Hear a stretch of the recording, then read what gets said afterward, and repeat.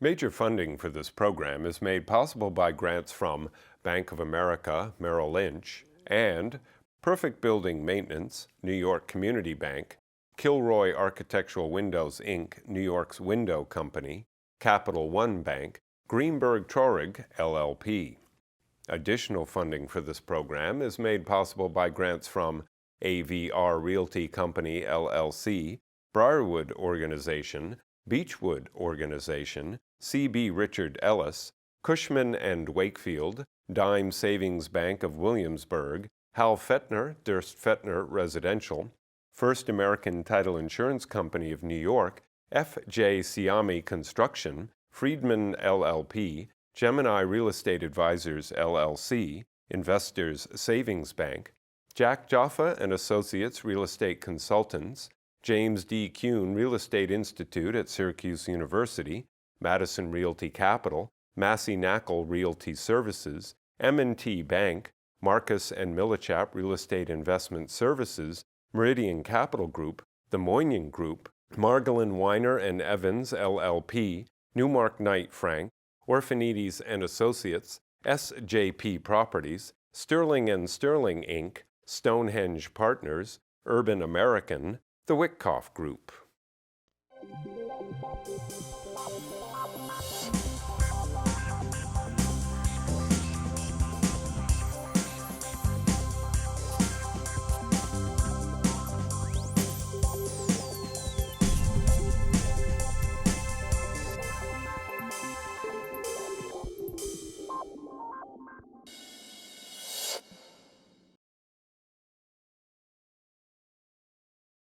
Hello, my name is Michael Stoller. People like to eat, they call it manja, they love eating. So I brought today guys who really eat, with the exception of Tony because he's too thin, but you know, people who really like eating, but who are the kings of restaurants. Many of them are even chefs, some try to be chefs. Today, to tell us what's happening in the restaurant business in the tri-state region. My guest today is the incomparable David Burke of the Burke Restaurant Group, the famed restaurateur for years, Tony May of SD26 Restaurant and Bar, Wine and Bar, coming in from Yonkers, you know, a very small guy from Yonkers, Peter Xavier Kelly of the Xavier's Restaurant Group, and last but not least, my co-host of the show, Drew, okay, of Myriad Restaurant Group.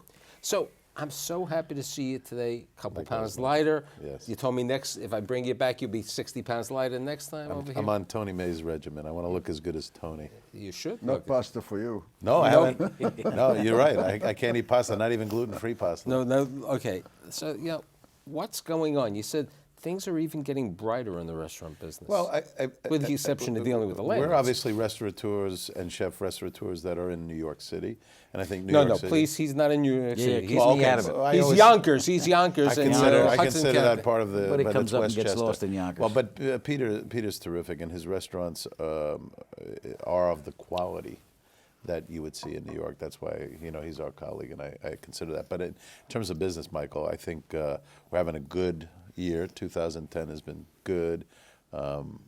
Keeping in mind, I have Nobu, which is always off the charts. We just celebrated 20 years at Tribeca Grill. Cortone is doing well. So I'm very pleased. My Mexican restaurant, Cinco de Mayo, was our busiest day, thank God. So I'm very pleased with New York. And I have restaurants outside of New York, but how you doing outside of New York? I think we saw in March things started to break a little bit. I think it's coming back. I feel like the suburban market didn't get hit as bad as the urban or downtown market. People don't know. I got really two chefs. Both of you could have been Iron Chefs, but he beat the Iron Chef. We have to bring it out. He crushed the Iron Chef. He crushed the Iron Chef because he didn't know how to make a steak.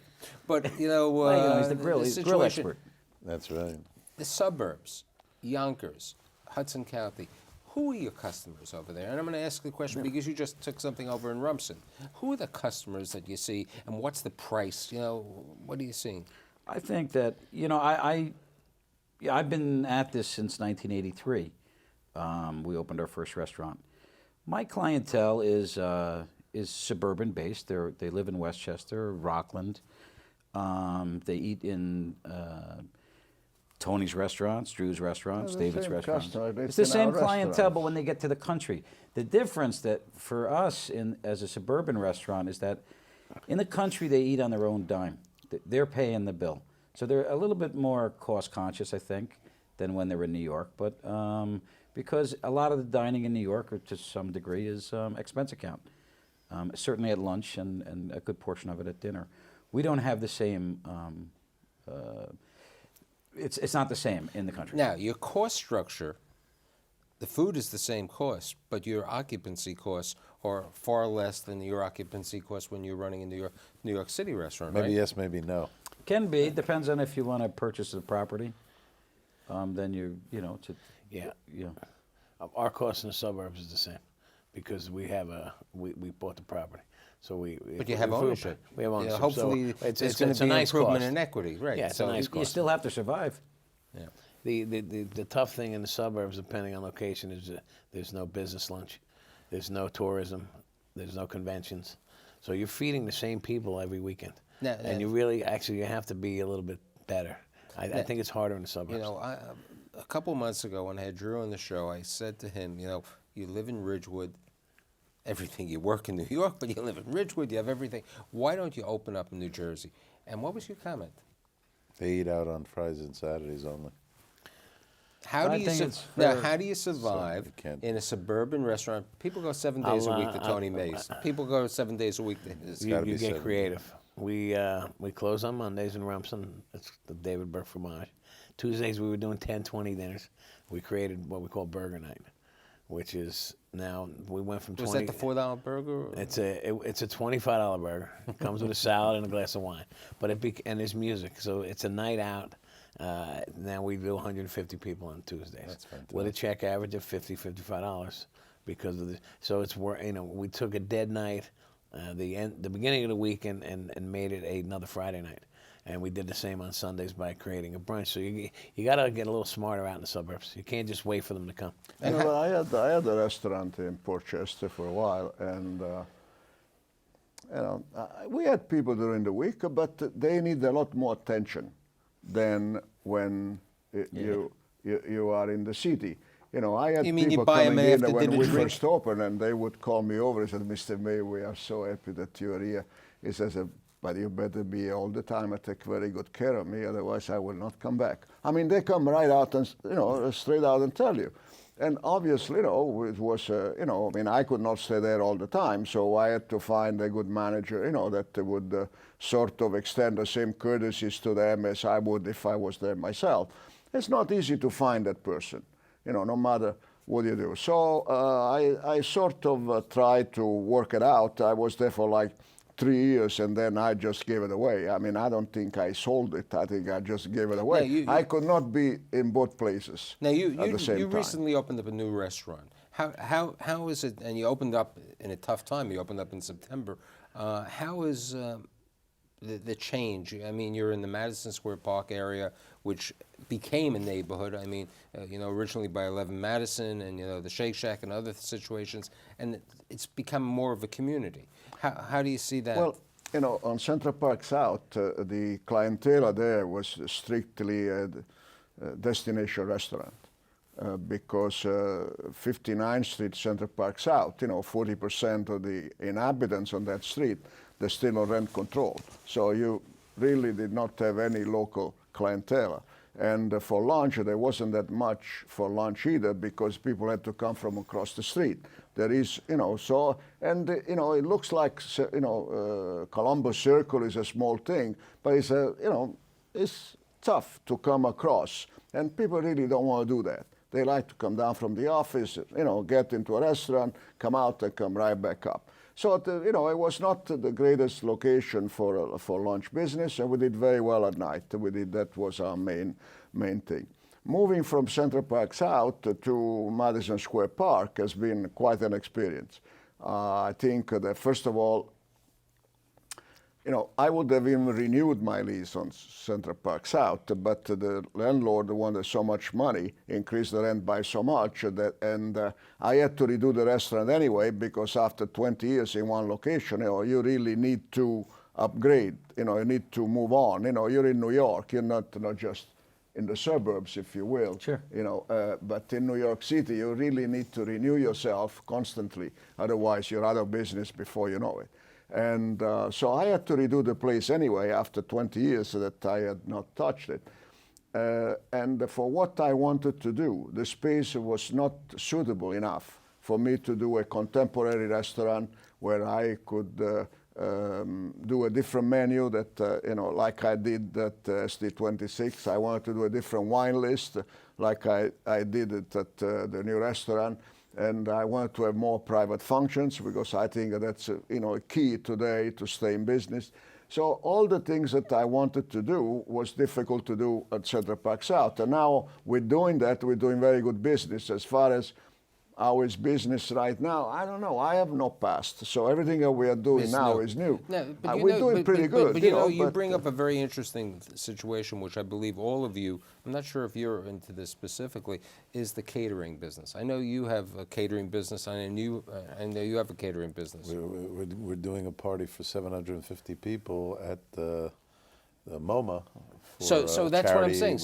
We do a lot of off-premise. But that's what I'm saying. So to aid your business, to change your business, to accommodate, you've gone into the outside catering business because that's able to, move the David Burke, move the Peter Kelly, move the Tony May I into. think as sort of a hedge against, this economic recession we've been in. For us, at least, we've always had events by Xavier's, our catering arm that we've done. A lot of the bigger, a lot of larger foundations that had been used to doing their events in Manhattan, whether at the Plaza, the Pierre, we had picked up a number of them at our Yonkers location because we came in at a much more reasonable rate than what they had been used to. And these are people that have been doing the same events for the last 10 years. We gave them a new style of event, and it was a great hedge for us against the recession. It helped us quite a bit. But the economics today are very difficult. I remember when I first started, in the business, owning my own business. It was a lot easier to operate. Today, all eyes are on you from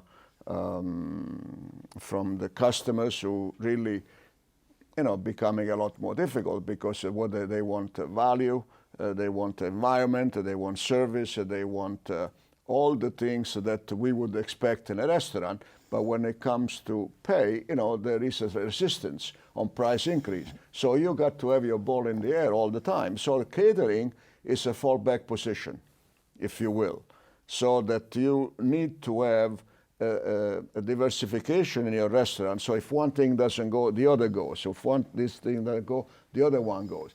We used to predict how much business we were going to do from day to day. We knew on Monday we were going to do so many covers, Tuesday, Wednesday, Thursday. Today you cannot predict anymore. It's very unpredictable. Here's a question with regard to the restaurant business.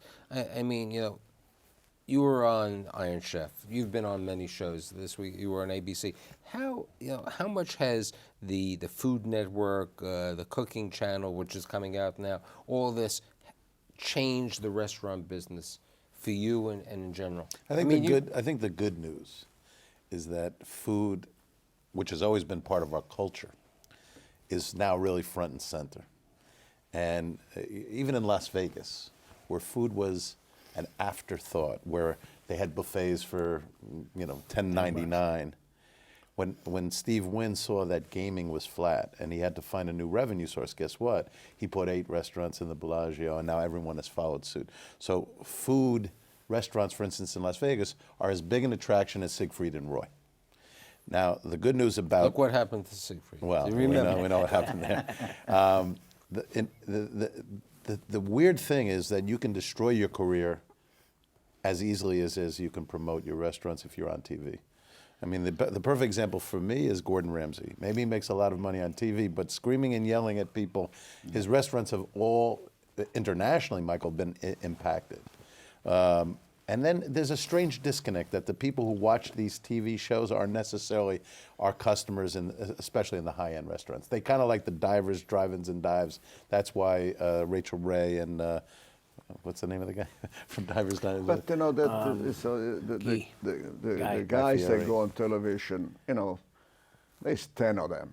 You know, I mean, they. Hey, come on! He has one of them over there. Yeah, you know, I but- was watching the other night, Chef versus City. I mean, Yeah, is but he they ever at the do well. restaurant? I mean, They do well. it looks like he's on TV too I much. think Let him go to TV Zarellas with his mother. helps the cooks He's right and the about that. chefs that are on television that get the exposure. I think that's very good. I think that TV did a lot for a number of chefs. You know, from Wolfgang Puck to all the other guys. Emerald. That, I think that if you look at it, you know, Emerald Lagasse, they've done very well. Their restaurants are always pretty much full because people But know you know them. what? But I think Drew is correct. I mean, the white tablecloth restaurant, the real ones. Okay, you know, a lot of people watch the Food Network. They watch HGTV. They watch, you know, the other maniac over there on the Travel Channel, who I happen to enjoy. But you know bad. what? It's a different business. You know, It is, and I think I think that's one of the reasons you see on a national level. There's I don't want to refer to it as a dumbing down of cuisines and restaurants, but there's been a casualization, and certainly Tony can speak to this. David, myself, Drew, of restaurants. One of the happiest things I saw this year from Sam Sifton at the New York Times was when he gave the review of La Grande Nuit, because I thought it brought fine dining back in and said, look, this is not a TV Food Network guy, and I think that, but you know, that the TV Food Network has done more for our industry than any single thing, because you take a guy like Emerald, and he got people interested in food. Now, whether you think he's a great chef or a bad chef or whatever, he certainly had success, and he knows how to get people motivated to get in the kitchen and do something. Same with Bobby Flay, same with a lot of the big names.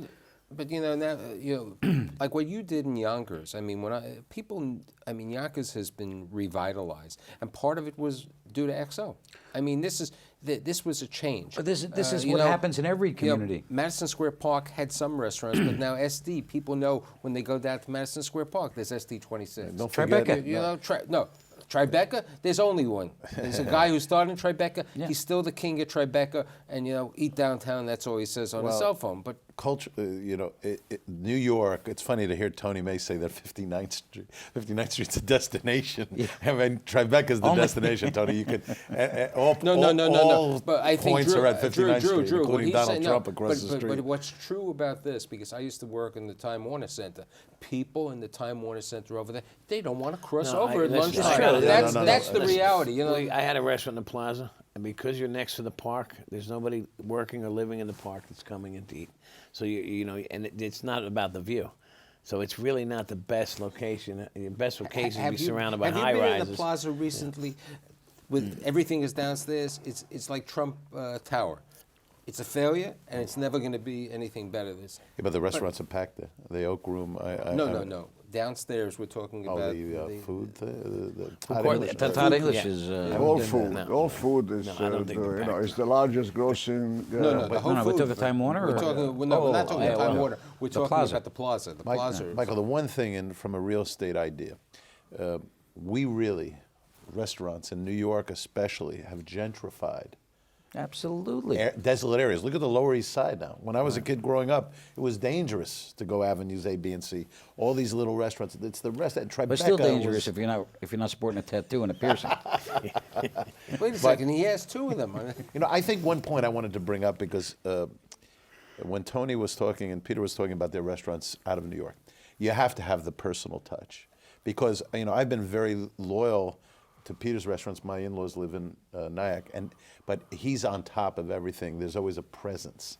Whereas there are a lot of restaurants that are very transient, where you come in and you're anonymous. It doesn't matter how many times you go. One of which is the Cheesecake Factory. Look at the way it operates. they don't take reservations. So they don't even know when you're coming in. They can't even prepare a table, special table, table they, whatever configuration. So there are a mass audience that do want an anonymous dining experience at a very low average check. What we provide is as high a quality in food and service, and that's not, something that you just walk into. But it is destination. but you know you what? have to know that you're making plans to go to your restaurant. Drew, when I was at David's place at Foxwoods, it was like being at David Burke in the city. I mean, it had the same feeling. Your people were there. The food is of the quality. It's the same thing that people talk about your place. I mean, this is what you've permeated and you're taking around. How's the Bloomingdale's do? I mean, that's a different unique. Well, it's a different type of food for me too. It's a low check average. It's more of a fast casual concept. It's sandwiches. It's delivery. There's a cafeteria section and a small petite cafe section, and it's mainly lunch driven. So the check average is $20. So what we can do for $20 versus what we do for $100 is different. But from a quality standpoint of food, it's the same thinking. Buy good stuff, prepare it correctly, season it, keep it clean, and make it fresh. From a service standpoint, it's a little different because the wait staff there is working on $20 checks on $100, so they're in a different league from a compensation standpoint. So you're getting a different type of waiter. So you're not going to get the service you're getting at Corton, SD26, or one of my other restaurants, or Peter's. You're not getting that polished service. But again, it's a quick lunch hit. Now, how is it dealing? People say we're out of the recession. I don't believe we're out of the recession. How is it today if you were looking for a new land, if you were going to your landlord, like you were talking about the bakery before, or trying to deal with the landlord? Are they becoming more willing? Do they realize that you can help a building because you're there within the facility? I think that certain landlords are willing to compensate some rent and throw in some TI if you're the right guy and they think you have a track record of paying your bills on time over 10, 15 years. Some. Other ones don't want to hear it. Well, landlords are just like any other businessman. They try and get as much as they can out of their properties. There is nothing wrong with that. And, we have to try and do our best to make the deal, that the best deal that we can for the operation we think we're going to do. If something happens, something doesn't work out, then you have to be intelligent enough to be very honest with them, sit down and discuss the problem and go on. We have all gone through this in our career, I think, into different restaurants. And that was one time I was having some problems at San Domenico on Central Park South. Now, I sat down with the landlord. I said, look, I can't pay you the rent right now. However, if you give me a few months, I will give it back to you, and I will give it back to you with interest. And so otherwise, if I go out of business, we both lose. How hard is it today? So let's work it together. Work it out. I think I posed this question before. How hard is it today for a young, new chef to go into business? Impossible. Without the backing of serious financial backing. This is how difficult it is, I think. I also think that's one of the reasons we're seeing some migration to the suburbs by and name chefs. And Brooklyn. I mean, depending Brooklyn on got settled by location. people who just are priced out of New York. Yeah, and I think there's people that are more ambitious at a younger age that want to own their own companies. Wait a second, he was a young age? All you guys... Different time. It was a different time. I opened my first restaurant 25 years ago, Michael. There's a movie called Eat This New York, and it's about these young guys who are opening a restaurant in Brooklyn. At the time they made this movie, the concept of the movie was then speak to the experts. I didn't necessarily, but they spoke to Danny Meyer, Keith McNally, John George Drew, whatever. I think about that movie now. Truthfully, it was way ahead of its time because Brooklyn really has come of age now. It's its own restaurant community. Right. But back then, when you watch this documentary, it's such a torturous process for these guys, and they lose all their money, and they're fighting with each other, and so and that was when you could do it.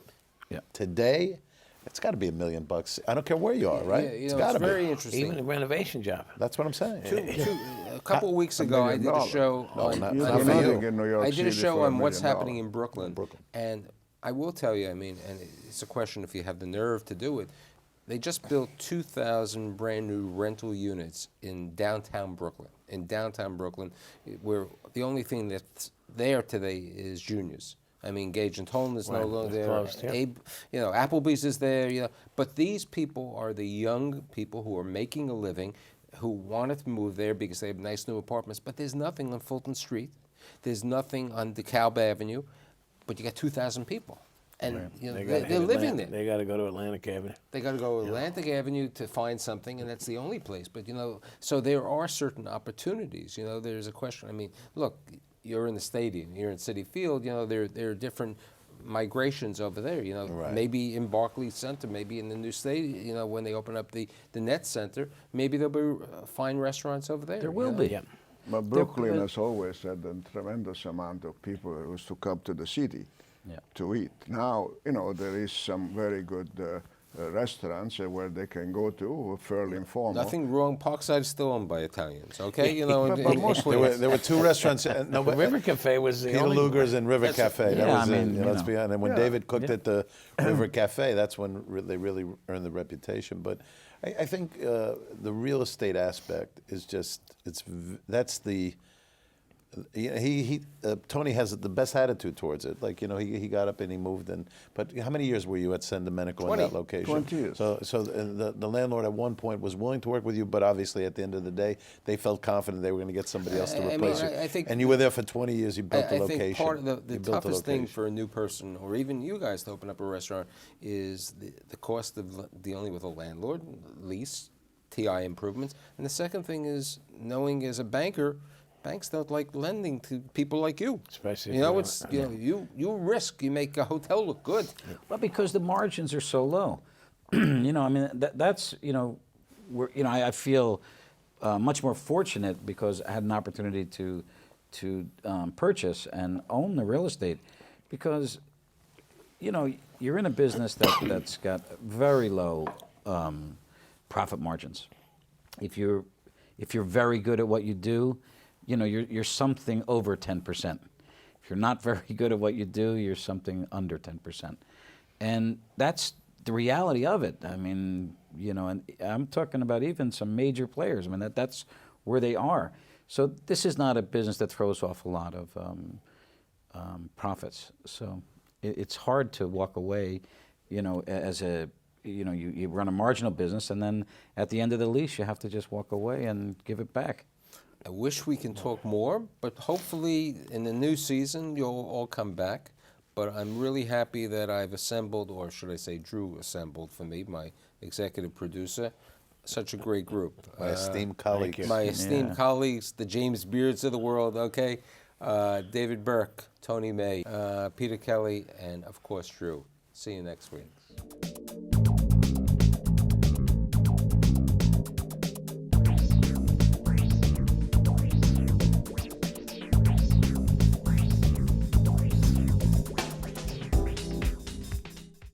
Major funding for this program is made possible by grants from Bank of America, Merrill Lynch, and Perfect Building Maintenance, New York Community Bank, Kilroy Architectural Windows, Inc., New York's window company, Capital One Bank, Greenberg Traurig, LLP.